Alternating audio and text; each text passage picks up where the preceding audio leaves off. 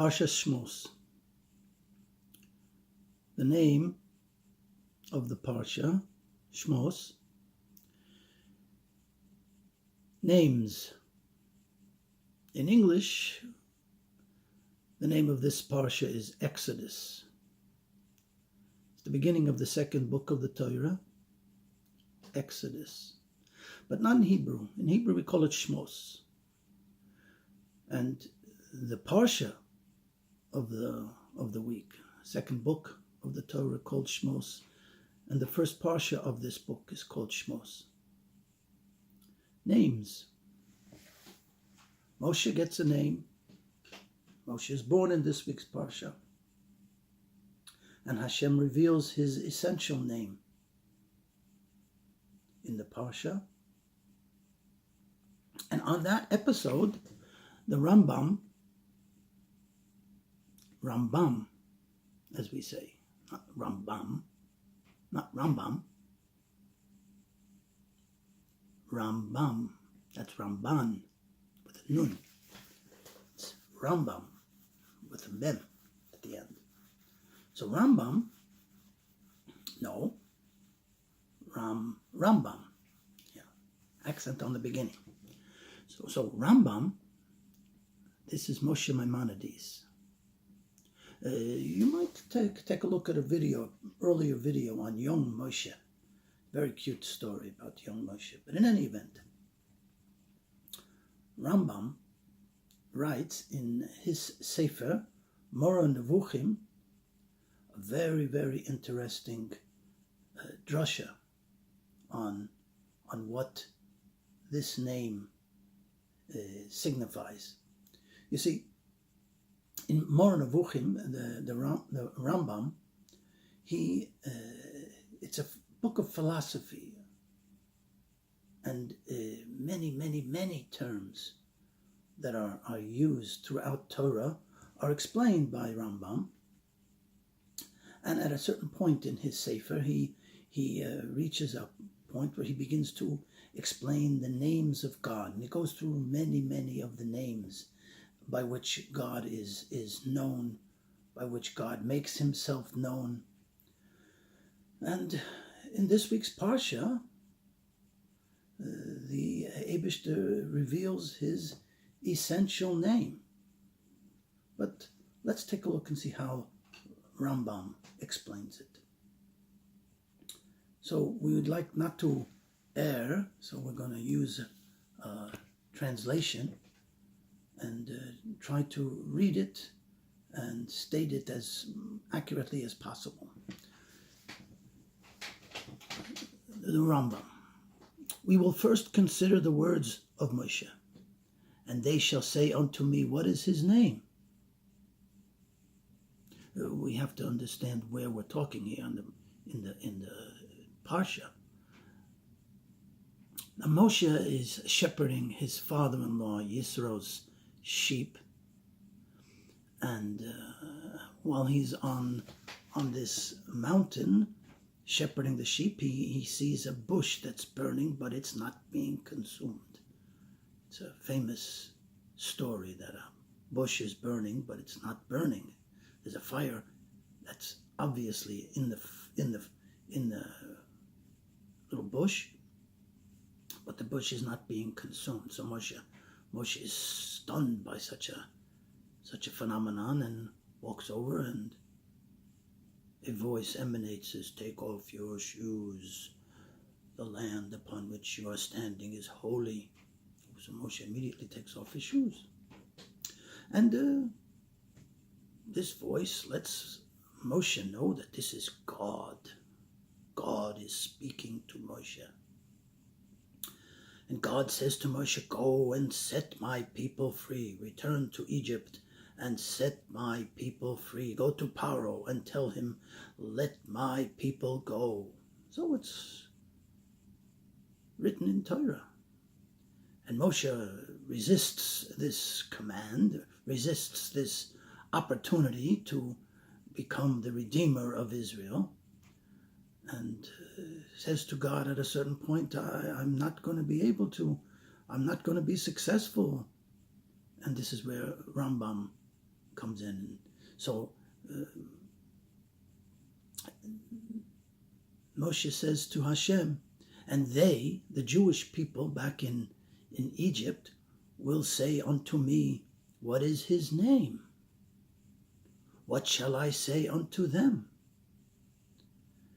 So Rambam looks at this question. It's a simple question. When I go back to Egypt, the elders are going to turn to me and say, what's the name of God that has sent you unto us to bring us out from Mitzrayim, from Egypt? So Rambam looks at the question, the simple question. What is his name? What's the name of this God who has asked you to come and redeem us? What is the name of God? Rambam says, if the question, as appears at first sight, referred only to the name as a mere utterance of the lips, the following dilemma presents itself. Only two possibilities. One, either the Israelites already knew the name, or they had never heard of the name. It's only two possibilities.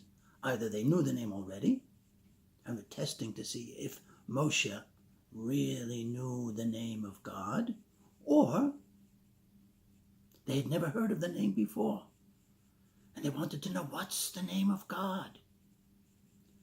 So Rambam says, if the name was already known to them, then the fact that Moshe also knows the name, so somehow you found out the name of God. We know the name, and you know the name, so how does that prove that God actually sent you to redeem us? Because there's nothing unique about what you're telling us. His knowledge and their knowledge of the divine name being the same. If, on the other hand, they had never heard of the name before, it's a new name, never heard this before, and if the knowledge of it was to prove Moshe's mission, what evidence would they have that this was in fact the name? They had never heard of it before. All of a sudden Moshe comes and says a name that was new to them. Is that proof that God sent Moshe to them? Rambam says something more is here.